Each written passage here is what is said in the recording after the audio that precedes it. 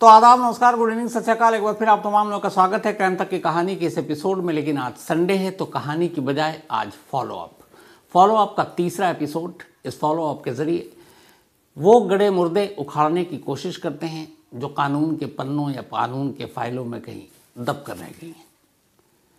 आज की कहानी 25 साल पुरानी एक ऐसी कहानी है जिसने अपने दौर में भूचाल ला दिया था। इस क्राइम के चर्चे पूरे देश में थे। बहुत सारी पहले आप फिल्में देखते होंगे, उस वक्त एक दौर आया था हिंदी फिल्मों में जब दबंग नेता, पुलिस, सरकार, पॉलिटिशियन, इन सब की आपसी सांठ-गांठ हुआ करती थी। ये कहानी भी लगभग कुछ वैसी ही झलक देती है। हालांकि इसी के बाद ऐसे कैरेक्टर बहुत सारी फिल्मों में दिखाए भी गए। रेप के बहुत सारे इन्वेस्टिगेशन की कहानियां तो आपको मैंने सुना रखी। आज फॉलो अप में एक इन्वेस्टिगेशन के रेप की कहानी आपके सामने है।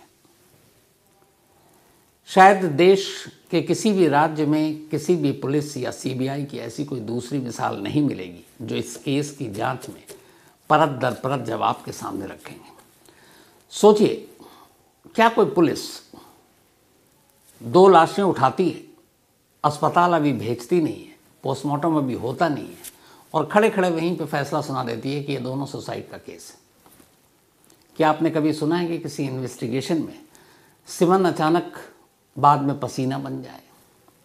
क्या आपने सुना है कि कभी किसी केस में एक दबंग नेता जो इसमें मेन, जिसके ऊपर सबसे ज़्यादा शक है, उससे पुलिस और सीबीआई कहती है कि आप हमें अपना ब्लड सैंपल दे दीजिए ताकि इस केस को सुलझाया जा सके, और वो दबंग इतना दबंग कि वो पहले पुलिस और फिर सीबीआई दोनों को मना कर देती है।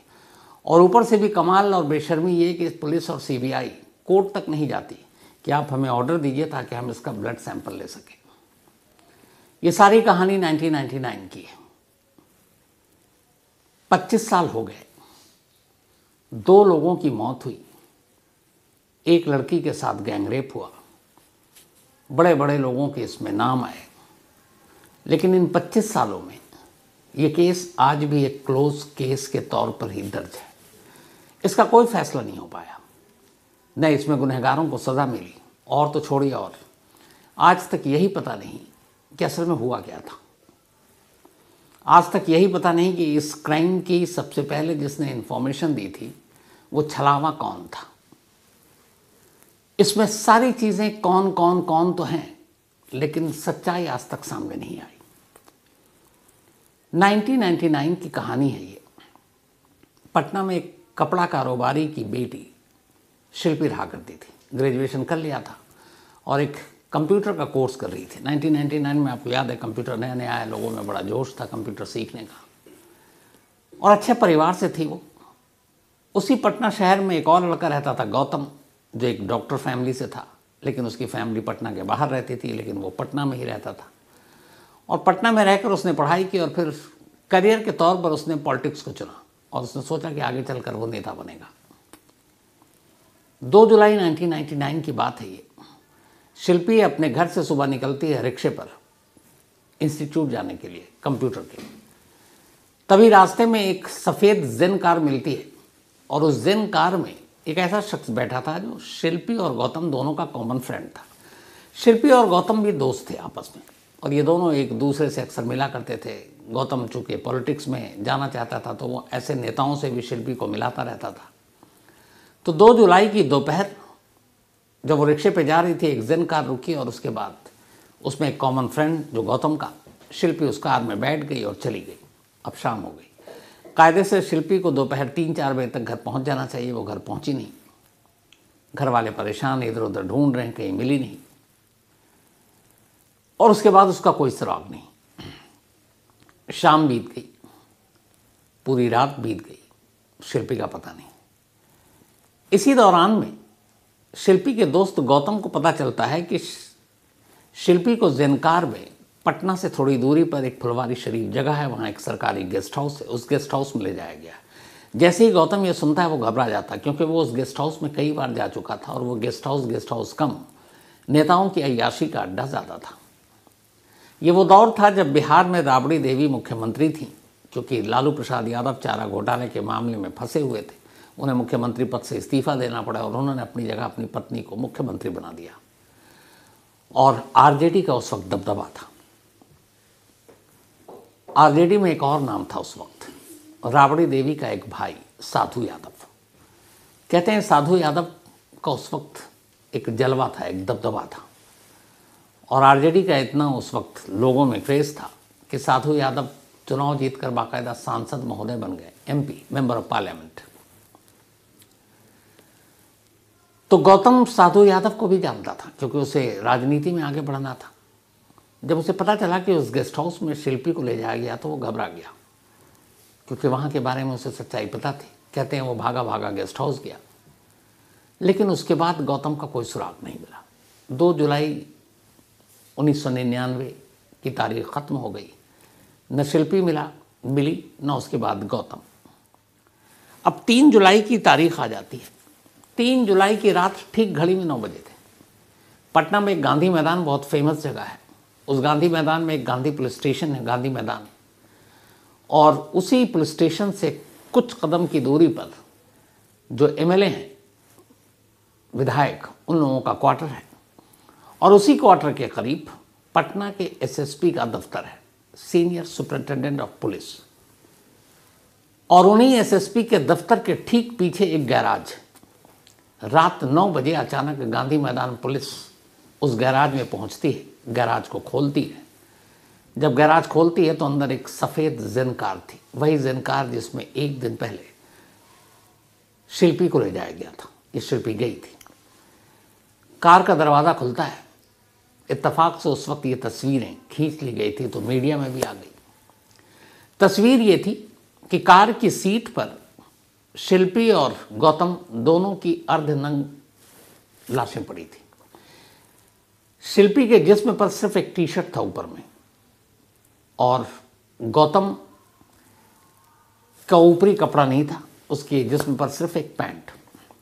और इत्तेफाक से जो टी शर्ट शिल्पी ने पहन रखी थी वो गौतम का था। शिल्पी के जिस्म पर जगह जगह बूट, जूतों के निशान, चोट के निशान, और दोनों मुर्दा। अब जैसी ये खबर पहुंची तो पुलिस वालों के हाथ पैर फूले। 9 बजे की बात है जब ये गांधी मैदान पुलिस वहाँ पे पहुंची थी, 9 बजे। लेकिन इस गैराज में ये लाश कहाँ से आई, किसने कॉल किया, किसने पुलिस को इन्फॉर्म किया, ये आज 25 साल भी बात पता नहीं है। 9 बजे पुलिस पहुंचती है और ठीक आधे घंटे बाद 9:30 बजे मेंबर ऑफ पार्लियामेंट, सांसद राबड़ी देवी के भाई लालू प्रसाद यादव के साले साधु यादव भी उसी गैराज में पहुंच जाते हैं, ठीक 9:30 बजे। उस वक्त मैंने इस स्टोरी पर एक स्टिंग ऑपरेशन किया था, तब स्टिंग ऑपरेशन नया नया था, और जो इस गांधी मैदान के आईओ थे, इन्वेस्टिगेटिंग अफसर, पुलिस इंस्पेक्टर, उनका स्टिंग किया और उन्हें पता नहीं चल रहा था। तब उन्होंने अपनी एक लाइन कही थी कि हम खुद हैरान थे जब आधे घंटे के अंदर साधु यादव मौके पर आ गए, और हमें ये समझ में नहीं आ रहा था कि उनको कैसे खबर मिली और इतनी जल्दी वो यहाँ कैसे आ गए। उस वक्त जलवा था साधु यादव का। भाई बहन उनकी मुख्यमंत्री, लालू यादव के साले, खुद सांसद, पुलिस वाले हैरान। उसके बाद वो पहुँचते हैं वहाँ पर। इत्तेफाक से थोड़ी देर के बाद शिल्पी का भाई भी वहाँ पहुँच जाता है। अब ये भी हैरान करने वाली बात कि शिल्पी के भाई को भी इतनी जल्दी किसने बुला लिया। अब उसके बाद मीडिया भी पहुंची। जब मीडिया पहुंची उसके बाद एफआईआर दर्ज हुई। 9 बजे लाश मिली, 9:30 बजे साधु यादव पहुंचे, 10 बजे रिपोर्ट दर्ज हुई, और अभी पोस्टमार्टम के लिए बॉडी गई नहीं है। और जो पुलिस है गांधी मैदान की, उसने पता है क्या रिपोर्ट दिया? उसने बाकायदा रिकॉर्ड पर कहा और रिपोर्ट लिखी कि 23 साल की शिल्पी और 27 साल का गौतम, इन दोनों की ऐसे ऐसे एक सफ़ेद ज़ेनकार में इस गैराज में एक लाश मिली, और पहली नज़र में देखकर लगता है कि दोनों ने खुदकुशी की है, और खुदकुशी जहर की वजह से की है, यानी इन दोनों ने जहर खा लिया। दुनिया की किसी भी पुलिस, दुनिया का कोई भी इन्वेस्टिगेशन जो करता है, वो इतना तो आम लोगों को ही पता है कि मौत की वजह पोस्टमार्टम रिपोर्ट बताती है, और ख़ासतौर पर अगर पॉइजनस मामला है, जहर का मामला है, तब विसरा रिपोर्ट बताती है। क्योंकि आप जो भी खाते हैं, चाहे लिक्विड या फिर हार्ड, वो सारी चीज़ें आपकी पेट की थैली में जाकर जमा होती है, फिर उसकी जांच होती है, उसको विसरा जांच कहते हैं। डिटेल में आपको बताया, उसकी रिपोर्ट आने में 10-15 दिन लगता है, कई बार 25 दिन लगता है। यहाँ ना पोस्टमार्टम हुआ ना विसरा रिपोर्ट आई और पटना पुलिस ने यह डिक्लेयर कर दिया कि शिल्पी और गौतम इन दोनों ने खुदकुशी की है और जहर खाकर खुदकुशी की है। ऐसी दूसरी मिसाल जांच की इस दुनिया में कहीं नहीं मिलेगी। और सुनिए, अब इसके बाद आनन फानन में रात को ही पोस्टमार्टम होता है। जनरली पोस्टमार्टम दिन में होता है, जब तक कि कोई बहुत बड़ी अर्जेंसी ना हो। 9 बजे लाश मिलती है, 11 बजे उसको PMC Patna medical college hospital भेजा जाता है और रात ही 12-1 बजे पोस्टमार्टम भी हो जाता है। और तो और जो गौतम था शिल्पी का दोस्त, जिसकी लाश शिल्पी के साथ मिली, उसकी फैमिली पटना से बाहर थी। उन लोगों ने उनकी फैमिली के आने का भी इंतज़ार नहीं किया, ना इन्फॉर्म किया, और उसी रात यानी 2 और 3 जुलाई की रात गौतम का अंतिम संस्कार बेहद जल्दबाजी में कर दिया। शिल्पी का भी पोस्टमार्टम हुआ और अगले दिन शिल्पी के घर वालों पर दबाव डालकर नेक्स्ट डे यानी कि 4 जुलाई शिल्पी का भी अंतिम संस्कार हो गया। ऐसी क्या अर्जेंसी थी, ऐसी क्या जल्दबाजी थी कि रात को पोस्टमार्टम हुआ, रात को अंतिम संस्कार कर दिया गया। अब ये सारी चीज़ें हो गई। इसी दौरान में अब मीडिया में खबरें आने लगी, तफ्तीश शुरू हो गई। तो फिर उस गेस्ट हाउस का नाम आया और उस गेस्ट हाउस के जो फ्रिक्वेंट विजिटर थे, रेगुलर विजिटर, उनमें एक साधु यादव थे। और इसी गेस्ट हाउस में बहुत बार गौतम जा चुका था और गौतम ने इन तमाम लोगों से शिल्पी को मिलाया था अपने दोस्त होने के नाते। तब पटना पुलिस में उस वक्त के जो एसपी थे, SP city Bhatia, mister Bhatia, उन पर यह इल्ज़ाम लगा कि ये दबाव में आकर साधु यादव के सारे केस का सत्यानाश कर रहे हैं, एक इन्वेस्टिगेशन का रेप कर रहे हैं। बड़ा हंगामा हुआ। अब जब नाम आया कि साधु यादव इसमें सस्पेक्ट के तौर पर, तो जो अपोजिशन पार्टी थी उसने भी धरना प्रदर्शन, हंगामा शुरू कर दिया। अब राबड़ी देवी पर प्रेशर बना। जुलाई अगस्त 2 महीने पटना पुलिस ने अपनी तफ्तीश की और 2 महीने में यही कहा कि इन दोनों ने सुसाइड कर ली। इसके बाद जब प्रेशर बना तो सितंबर 1999 में आखिरकार मजबूरी में राबड़ी देवी सरकार को ये केस सीबीआई को सौंपना पड़ा। अब सीबीआई के बारे में हम सब जानते हैं, पुलिस तो फिर भी कुछ केस सॉल्व कर देती है, सीबीआई ठंडे बस्ते में डाल देती है। अब यहाँ सीबीआई मामले की जांच कर रही है। 4.5 साल तक सीबीआई इस मामले की जांच करती रही। सितंबर 1999 में ये केस सीबीआई ने लिया था और 2003 आ गया। 2003 के एंड में सीबीआई अपनी एक रिपोर्ट देती है। रिपोर्ट क्या है? Closure report. और ये पूरी रिपोर्ट में पूरी वही कहानी थी जो 3 जुलाई को पटना पुलिस ने कही, जो 3 जुलाई को पटना पुलिस के इस आईओ ने बिना पोस्टमार्टम, बिना विसरा रिपोर्ट सामने आए हुए की। सीबीआई की रिपोर्ट ये थी कि इन दोनों ने खुदकुशी की है, जहर खाकर खुदकुशी की है और रेप और इसके कोई प्रूफ नहीं मिले 2003 में। अब इस बीच में इधर आइए कि जब पोस्टमार्टम हुआ 3 जुलाई की रात को दोनों का, तो उस पोस्टमार्टम रिपोर्ट में डॉक्टरों के पैनल ने बाकायदा लिखा कि शिल्पी और गौतम की जो मौत हुई है, एक तो मौत से पहले शिल्पी के जिस्म पर चोट के निशान से टॉर्चर किया गया और मौत से पहले उसके साथ 1 से ज़्यादा लोगों ने रेप किया। उसके कपड़े, उसके प्राइवेट पार्ट से सीमेंस के नमूने मिले और गौतम के भी नमूने लिए गए, लेकिन कहा गया कि 1 से ज़्यादा। अब सवाल यह था वो 1 से ज़्यादा किसके थे? पोस्टमार्टम रिपोर्ट 1 से ज़्यादा रेप की बात कर रही है, पोस्टमार्टम रिपोर्ट जहर का खुलासा नहीं कर रही है। और जो पुलिस कह रही थी, जो दलील उन्होंने कहा कि जहर, बाद में वो भी पलटी। उन्होंने कहा कि नहीं, चूँकि कार के अंदर दोनों बंद थे और बंद कार गैराज के अंदर, गैराज में ऑक्सीजन नहीं, तो दोनों कार्बन मोनोऑक्साइड की वजह से इन दोनों की मौत हो गई। क्योंकि हवा आई कार में, ऐसे कई हादसे हो चुके हैं, बट उनकी ये दलील दे दी। लेकिन अगर ऐसा हुआ तो फिर 1 से ज़्यादा लोग कौन थे जिन्होंने रेप किया? ये जब सवाल आए सामने तो हंगामा हुआ, लेकिन पटना पुलिस खामोश, उसने सारा केस हशप। अब सीबीआई ने भी वही हरकत की। सीबीआई ने भी पूरे केस में 2003 एंड में क्लोजर रिपोर्ट डाल दी कि एक सिंपल सुसाइड का मामला है, इन दोनों ने सुसाइड कर लिया। अब इसको लेकर परिवार की लड़ाई जारी।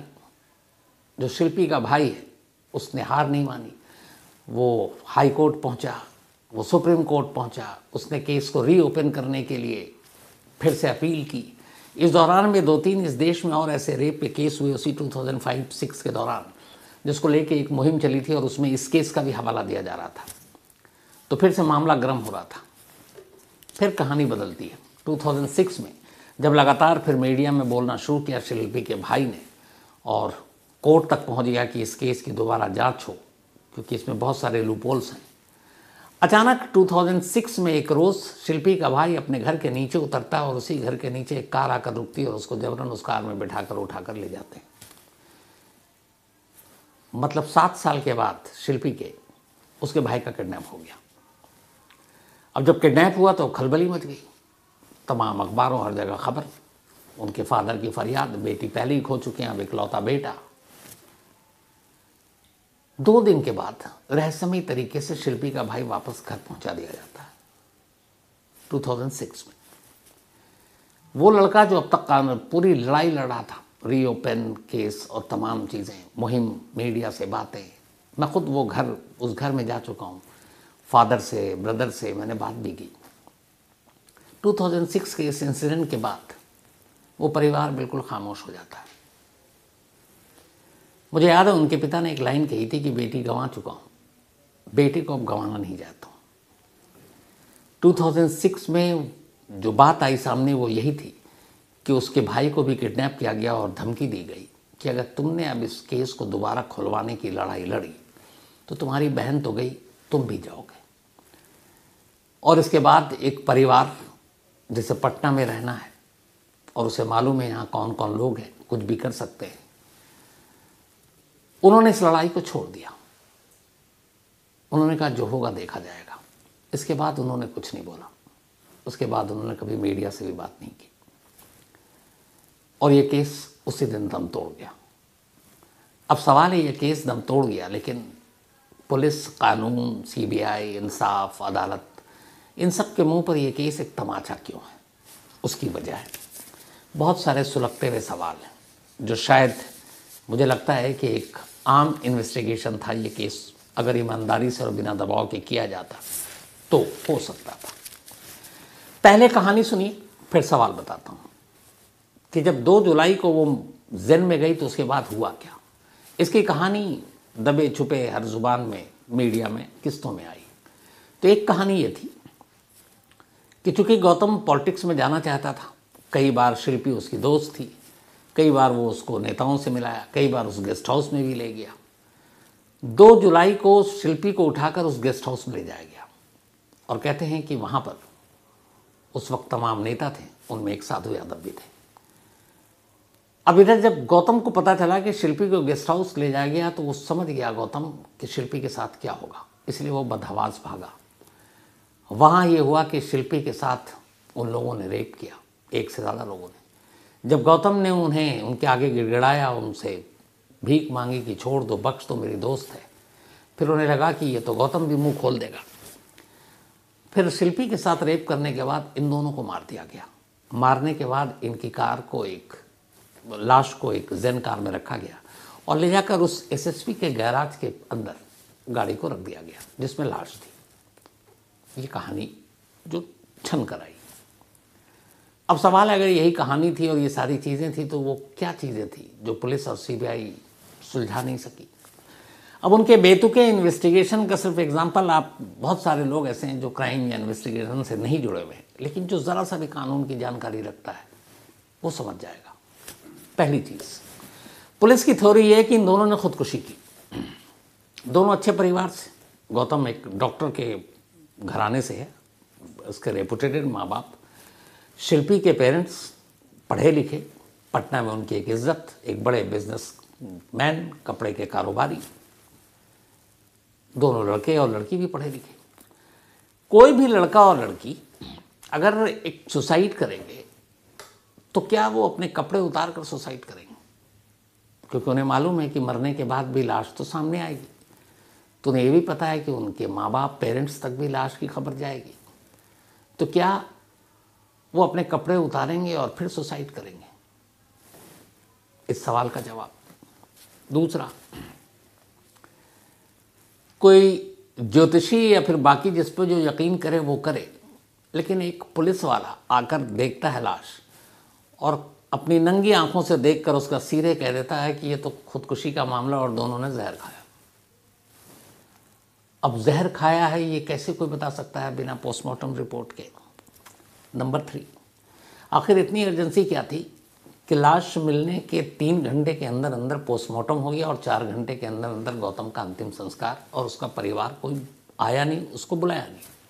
तो वो क्या चीज़ उस बॉडी से छुपाना चाहते थे। नंबर 5, खुद पटना पुलिस ने कहा था, जब पोस्टमार्टम रिपोर्ट आई तो उसमें यह था कि जो शिल्पी थी उसके कपड़ों से सीमन के 1 से ज़्यादा दाग मिले थे। बाद में पटना पुलिस ने कहा नहीं वो गलती थी, वो सीमन नहीं था। क्या हुआ कि जब लाश उठाया तो कई पुलिस वालों के हाथ लगे, जुलाई का महीना था, गर्मी थी, तो पसीने के दाग थे। अब किसी भी आप मतलब क्या बोलो इस पर कि सीमन के दाग में और पसीने के दाग में क्या फ़र्क होता है, दोनों के दाग कैसे हो सकते हैं, ये अगर पुलिस को नहीं मालूम तो फिर ऐसी पुलिसिंग का क्या कीजिएगा। तो सीमन के दाग को पसीने का दाग बना दिया गया। इसके अलावा जो सबसे इंपॉर्टेंट चीज़ है, 1 से ज़्यादा सीमन अगर पोस्टमार्टम रिपोर्ट और फॉरेंसिक एक्सपर्ट्स की टीम भी पहुंची थी, उन्होंने भी यही रिपोर्ट दी। तो अब यहाँ पे नाम आया एक का, साधु यादव, कि साधु यादव इनके पीछे है और वही है इस केस का मुख्य आरोपी। तो शुरुआत में जब 2.5 महीने पटना पुलिस जांच कर रही थी तो ये उठा कि भाई अगर सीमन है तो फिर ब्लड सैंपल लेकर पता चल जाएगा, क्योंकि अब तक तो अपने 1999 में भी ये डीएनए और ये सारी चीज़ें आ चुकी थी। साधु यादव ने साफ मना कर दिया, बोला मैं अपना ब्लड सैंपल नहीं दूंगा। इसके बाद सितंबर में सीबीआई ने केस को टेक ओवर किया। 4 साल बीत गए, 4.5 साल बल्कि। 2003 आ गया, जब सीबीआई से पूछा गया कि क्या आप उस सीमन को लेकर जो मेन सस्पेक्ट है आप उसका ब्लड सैंपल लेकर मैच करेंगे तो केस सुलझ जाएगा, हो सकता है ना मिलता, सैंपल मैच नहीं करता। तो साधु यादव और उनके लिए बेहतर था कि जो बाकी जगह उनका नाम चल रहा वो क्लीन चिट मिल जाती उनको। सीबीआई ने कहा नहीं, हमने बहुत कोशिश की। साधु यादव ने ब्लड सैंपल देने से साफ मना कर दिया। अब यहाँ कानून ये कहता है कि अगर पुलिस या सीबीआई किसी को भी शक है कि आरोपी है और उसके एक जांच से पूरा केस खुल सकता है तो वो अदालत जा सकती है और अदालत जाकर अदालत से ये आदेश पास करा सकती है कि हमें इस पे शक है, इसका हमें ब्लड सैंपल चाहिए, इसके ज़रिए हम टेस्ट कराएंगे और उस टेस्ट से क्लियर हो जाएगा। पहले पटना पुलिस और फिर सीबीआई एक बार भी इस टॉपिक पे, इस मुद्दे पे कि साधु यादव का ब्लड सैंपल चाहिए, कोर्ट का रुख नहीं किया। उल्टा उन्होंने क्लोजर रिपोर्ट जमा कर दिया। अगर वो सैंपल मिल जाता तो क्या पता साधु यादव बेदाग भी साबित हो सकते थे, और क्या पता ये जो 25 साल से केस अनसुलझा है वो आज सुलझ चुका होता। सीबीआई ने क्लोजर रिपोर्ट जो दी, पटना पुलिस की सेम जो कहानी थी उसी पर दी, लेकिन इस क्लोजर रिपोर्ट में आज भी इन सवालों का जवाब नहीं है कि अगर दोनों ने खुदकुशी की तो शिल्पी के जिस्म पर इतने चोट के निशान क्यों। अगर उन दोनों ने ही मान लीजिए कार के अंदर रेप नहीं हुआ और सहमति से सब कुछ किया, तो फिर उसके अलावा सीमन्स के जो दाग थे वो किसके थे। तीसरा, उन दोनों ने ही अगर खुदकुशी की तो फिर कपड़े उतार कर क्यों मरे। और सबसे बड़ा सवाल जो इन 25 सालों में जिसका जवाब आज भी नहीं है, और अगर वो जवाब मिल जाए तो ये केस आईने की तरह साफ हो जाए। न पटना पुलिस के पास इस सवाल का जवाब है, न पूरी सीबीआई की जांच में इस सवाल का जवाब दिया। और वो सवाल ये है कि 3 जुलाई की रात 9 बजे गांधी मैदान पुलिस स्टेशन में जब फ़ोन गया कि आपके बराबर के एक गैराज में एसएसपी ऑफिस के एक जेन कार है और उसके अंदर 2 लाशें हैं, वो फ़ोन या ये इन्फॉर्मेशन देने वाला वो शख्स कौन था, आज भी वो एक रहस्य है। क्योंकि जिसने भी ये बताया इसका मतलब है वो सब जानता है, बट उस शख्स को आज तक ढूंढने की कोशिश नहीं की। पटना पुलिस ये बता ही नहीं पाई कि कौन था वो जिसने ये खबर दी, फर्स्ट इन्फॉर्मेशन। इससे भी बड़ा सवाल, ठीक आधे घंटे के अंदर 9 बजे ये सूचना मिलती है, 9:30 बजे 30 मिनट के अंदर अंदर, बल्कि 28-29 मिनट में उस वक्त के एमपी साधु यादव ठीक उसी गैराज पर पहुंच जाते हैं। उनको कहाँ से पता चला? क्योंकि आईओ ने बताया कि हमारी तरफ से कोई खबर नहीं गई। अभी तो वो लोग शुरुआती ही चीज़ देख रहे थे। जब एक पुलिस वाला अपने किसी बड़े को रिपोर्ट करता है तो पहले खुद तो इतनी जानकारी ले ले कि हुआ क्या है। वो सिर्फ ऐसे नहीं बता सकता कि यहाँ क्या है। तो अभी तो उसे ही पता नहीं था कि ये हैं कौन, मरने वाले के नाम क्या है। क्योंकि उस वक्त जो रिपोर्ट, ये 9 बजे की बात है जब बॉडी मिली, 10:30 बजे प्रथम रिपोर्ट लिखी गई थी, फर्स्ट इन्फॉर्मेशन, उसमें दोनों के नाम नहीं थे, बल्कि लिखा हुआ था रिपोर्ट में कि इस जगह से 23 साल की एक लड़की और 27 साल के एक लड़के की लाश मिली। न वहाँ शिल्पी लिखा था, न गौतम लिखा था। तो जब नाम तक पता नहीं तो 9:30 बजे साधु यादव कैसे पहुँच गए और किस लिए पहुँचे? ऐसे तो बिहार में बहुत सारे क्राइम होते हैं। तो साधु यादव आधे घंटे के अंदर पहुंचने का मकसद क्या था और उन्हें किसने खबर दी और उससे पहले पुलिस को किसने खबर दी? ये वो सवाल हैं जिनके जवाब अगर बड़ी आसानी से मिल सकते थे। बस अगर आपके अंदर ईमानदारी होती, आप कोशिश करते इसको ढूंढने की। लेकिन आज तक इन सवालों के जवाब नहीं मिले और अब उस परिवार को भी सुरक्षित रहना है। बेटे के साथ जो हुआ उसके बाद वो डर गए। तो ये केस न सुलझा है और न अभी तक सुलझाने की कोशिश की गई है। सीबीआई के एक क्लोजर रिपोर्ट के साथ दफन है ये पूरा मामला। 25 साल हो गए 1999 से, अब हम 2024 में। अब अंदाज़ा लगाइए आप कि क्या ये हमारी पुलिस, सीबीआई, कानून, इंसाफ, अदालत, इन सब के मुंह पे एक तमाचा है कि नहीं ये केस? इसमें ऐसा कोई ऐसी उलझी हुई दास्तानें नहीं थी जिसको सुलझाया नहीं जा सकता था। लेकिन विल होना चाहिए, ईमानदारी होनी चाहिए और फ़र्ज़ का एहसास होना चाहिए, तब जाकर आप किसी केस को सुलझाते हैं। जब बड़े बड़े लोगों के आप दबाव में आकर काम करेंगे, किसी को बचाने की नीयत से काम करेंगे, तो हर केस का अंजाम वही होगा जो शिल्पी और गौतम केस का हुआ है। अफसोस की बात यह है कि 25 साल तक हमें यही पता नहीं कि इन दोनों के गुनहगार कौन है। तो कहानी ख़त्म करूं उससे पहले एक और ज़रूरी बात। आज रात 11 बजे, यानी कि हर संडे अब रात 11 बजे आज तक पर भी आप देख सकते हैं क्राइम कहानियाँ विद शम्स, यानी मेरे साथ। थोड़े से अंदाज वही होगा, थोड़ा ये डिजिटल है वो टीवी होगा। तो आज तक पर अब हर संडे रात 11 बजे क्राइम की अलग अलग कहानियाँ होंगी और उन कहानियों के साथ कुछ तस्वीरें भी होंगी, विजुअल भी होंगे। तो 11 बजे आज तक पर, आज से शुरुआत है और देखिएगा ज़रूर आप तमाम लोग। और देखने के बाद अपनी राय भी दीजिएगा कल के मेल में या कमेंट्स में, तो कल मैं कहानी में उसको शामिल करूँगा। तो आज रात 11 बजे क्राइम कहानियाँ विद शम्स आज तक पर ज़रूर देखिएगा। और अब आपसे मुलाकात